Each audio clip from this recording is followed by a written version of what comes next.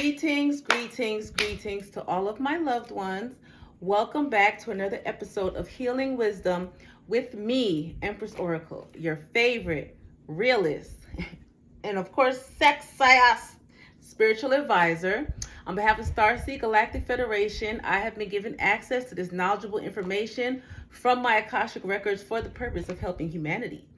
This knowledgeable information has been given directly to me as a divine channel, and any use and or reproduction without the proper acknowledgement from where it was received will result in instant karma for the plagiarizing parties and or individuals. And so it is. How y'all doing today?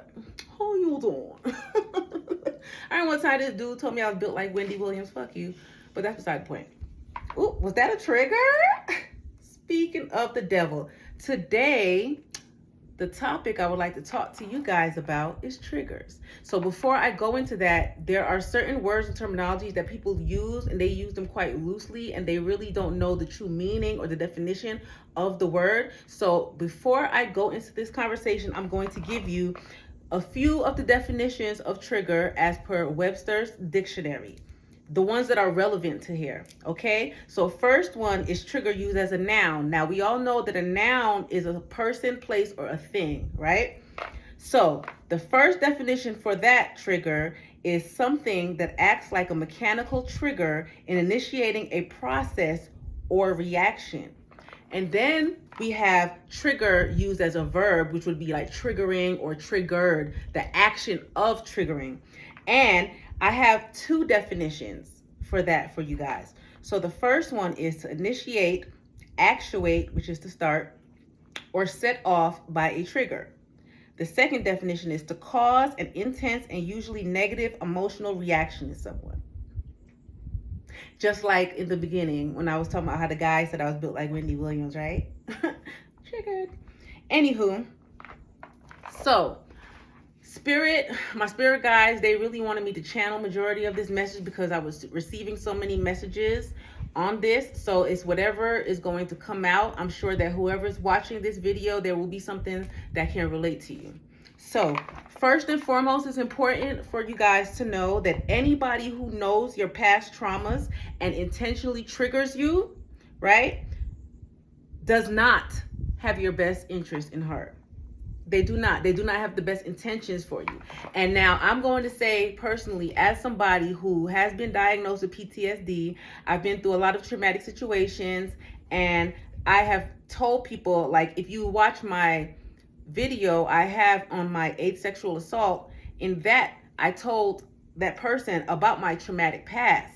And they use that in order to trigger me and to try to re-traumatize me. So that would be a perfect situation of somebody knowing of a past trauma of yours. And instead of taking the care or having the emotional intelligence or wherewithal, okay, to be careful and to act accordingly, knowing that something triggers you, they may act like they don't know, they may do it on purpose. And surprisingly enough, a lot of times I see this in toxic relationships a lot, because that's all I used to be in was toxic relationships. Thank God I'm out of that.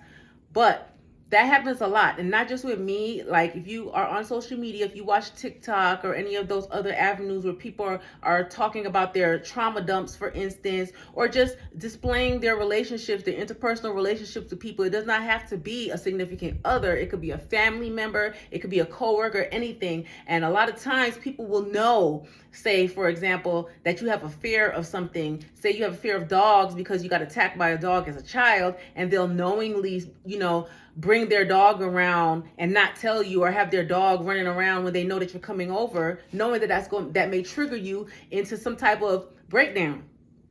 Sometimes people will do things like that just because they want to see you out of your element. Unfortunately, there are a lot of people who, they take joy in people's misery. They take joy in people's pain. That's why there's that expression, misery loves company. That is very real and very true, especially when somebody feels as though you are overcoming monumental hurdles, whether they're emotional, mental, physical, and maybe they were not able to heal from their traumas. A lot of times they don't want you to be healed. They say people want you to do well, but not better than them. So if everybody else is walking around wearing their trauma like a vest, like it's the freshest fit, and you're sitting there healing, of course they're going to try to trigger you over again and delay that progress for you. So that's what you have to pay attention to. And unfortunately, there are a lot of people, not just covert narcissists, but there are a lot of people who they just have ill intentions. And so they will pretend like they don't know what they're doing. But that's where your discernment comes in, because when you know when somebody is intentionally trying to do something to trigger you. Sometimes people are trying to trigger you in order to get you to in some type of altercation, whether it's verbal, physical. A lot of times I find that people trigger people, especially females.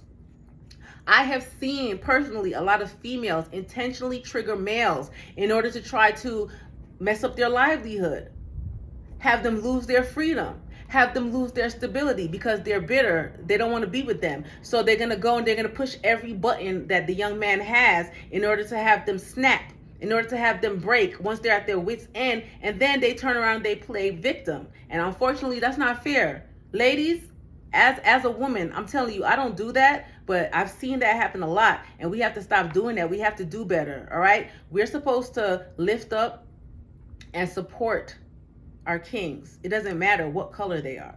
Life is hard enough. All right. A lot of them grew up without fathers and stuff. They're already triggered. They barely already know how to be a man, barely. And then you triggering him and you cutting people's futures short. Stop doing that. And also, gentlemen, stop triggering females. As I said before, I have been triggered before. Now, if you know that you have a female and she's a sensitive person, she may be self-conscious about her weight. Why would you say something to trigger her, knowing that that's going to make her feel self-conscious? Just because you don't like her outfit, just because you don't want her to go out. A lot of times I find that men will say certain things to try to trigger insecurities in females because they are insecure. And they feel as though if that female continues to grow in confidence and self-esteem, that they're going to find somebody better. They're going to find somebody that's going to take care of them emotionally, that's going to love them, that's not going to go out their way to intentionally trigger them. So they try to trigger and re-traumatize these women, which in turn can develop into Stockholm Syndrome. And Stockholm Syndrome is when a person falls in love with their abuser. That's how it happens a lot of times, unfortunately. Okay, and people will intentionally, as I said before, trigger you to prevent healing, progress, and mental and emotional and spiritual growth.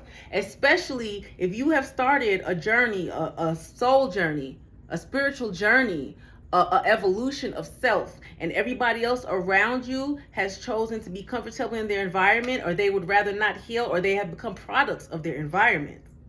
They're not going to like that for you. And you would be surprised how trifling and how slick people can be when they do these things. That's why it's very important to listen to your intuition. Everybody is blessed with intuition, but unfortunately, a lot of people don't take the time to develop it or to use it to understand when they're seeing, these red flags, when they pop up, when the first essence of the triggering situation happens. A lot of times people put more hope, they put more faith into that other person. Like, no, they would never. I've been there. Watch my story about my asexual assault. I've been there. Sometimes you cannot give people the benefit of the doubt, even if they may know of your pain, your previous traumas. Sometimes if you see that they are just a fucked up individual, if you know that they've done negative things to other people, never believe that they would not do that to you. All right? If you want to know what kind of person somebody is, watch how they treat others. Don't pay attention to how they treat you, because they're going to treat you appropriately for the time being because they want to be with you. They want something from you. All right? So you make sure you pay attention. And if you are around people and you notice that they're petty to the point where they're always constantly triggering people to get a rise, to get a kick, to get self-satisfaction because they're in a bad mood, those are the kind of people that you want to stay away from. Even if it's kind of hard, just start kind of slowly pulling back from those kind of people. Pray the prayer. Pray and ask God to take those kind of people out of your life to show you. Ask God to heighten your discernment. Right? But the thing is, when God shows you these people, when God shows you these triggers, when you get these triggers, it's up to you to walk away. It's up to you to walk away. Sometimes people would rather waste time going back and forth with somebody on why they triggered them. Why are you asking why? They did it because they felt like it. They did it because they wanted to. That's what it all really boils down to. Okay? The first time is a mistake. Anything after the first time is not a mistake. It's intentional. Keep that in mind, ladies and gentlemen. Also, too, if you are aware of certain triggers that you have, instead of avoiding them, you are supposed to go into deep reflection and find the root or source of that trigger and heal it so as not to cause generational trauma. And examples of that would be, say, for example, you grew up in an abusive household, right? And then you have children and certain things you don't want them to do because it triggers you. Say if they slam a door or something, and as soon as they slam a door or something too hard, you just snap and you go off. Now your child is walking around on eggshells, right? Now every time they're scared to do certain things, and what I'm going to tell you, they get used to those kind of behaviors, and then in turn they end up attracting people who will see those delicacies or those weakness or those tiptoe areas, right? And then they will go and they will use that to control those people. And that's how you have generational trauma. That's how it's built. We need to stop doing that. It's very important. And unfortunately, something that I see happen way too often is when people know that they have certain triggers, they avoid that. So what happens when you avoid something? What happens if you have a cut? And it's an open wound. It's a gaping open wound, bleeding and stuff. And you just be like, oh, fuck it. I'm just going to leave it alone. I'm just going to act like it's not there. I don't see it. What do you think is going to happen? A week or two later, you might have gangrene. You might end up having to lose that limb. That's why you have to treat it right then and there so that it doesn't fester, right? So that it doesn't cause an infection to seep in and in turn ruin your whole life. You have to look at it just like that. And what I had to learn, because I used to be very avoidant of things, whenever something triggered me, I would put it in that special place in the back of my head and just never think about it again. But what I realized is it can pop up years down the line. Something can trigger you with one person, and then you can move on and say, okay, I'm going to avoid that person. I'm going to avoid that situation, X, Y, and Z. And then years down the line, you can meet a totally different person, and they could just say something.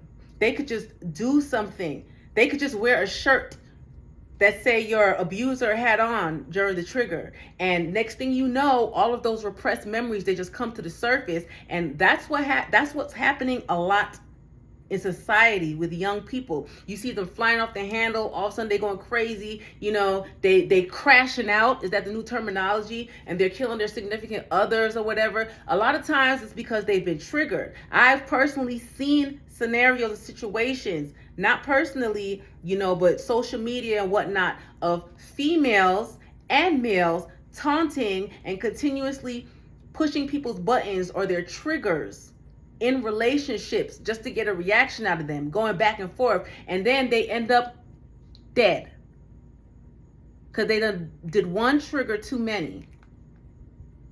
I need everybody to value their life, their quality of life, and their livelihood more than that, because unfortunately, triggers, that is a form of PTSD.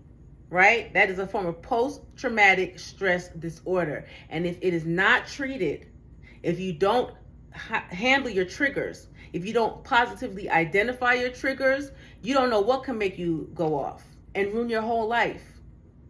A lot of people don't have that much self-control. A lot of people don't have that much emotional maturity, emotional intelligence to realize that they are being triggered. And so they crash out, right? And then after that, people are saying, okay, well, that's not justifiable. It was just this, I just did this one little thing and then you blew up. That's why it's very important for people to take care of your mental health. Please, don't ever think that you're too cool, too old, too young, too fly, too rich to take care of your mental health. If you know that you have certain things that trigger you, you may suffer from PTSD. Don't feel like you're too good to go and get help. Nowadays, you can get online therapy for the free. Even if you don't want to do that, go to a church and talk to somebody if that's the case, right? Do something. Go to a hospital and talk to somebody, right? Certain establishments, they have moral guidelines and stuff so they can keep that private. However, do not let all of that fester and build up inside of you, because a lot of people are losing their minds, their livelihoods, and even their lives off of simple triggers that need to be addressed. It's up to us. We're the new adults, guys. We're the new adults. It's up to us to break these traumatic incidences, to cut out the generational curses and generational traumas, right? To not re-traumatize ourselves, to assess and address our triggers. So I am calling anybody who knows that they are easily triggered. I'm calling you out. It's time for you to sit and have a conversation with yourself and a conversation with God or whoever your higher source is, right? If you don't know how, just pray about it. Ask God to help you to heal. Healing is very important. It's very important. Don't do it for me. Because if I see you easily triggered, I'm going to stay the fuck away from you. Trust.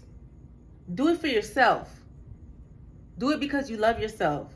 Do it because you want the best, not just for you, but for your generations to come. Please, I beg of you. Okay, that's all I'm going to say about that, guys. I love you all, and I hope that this message reaches you from a place of love and benevolence, because that is where I am sending it from. Have a wonderful evening.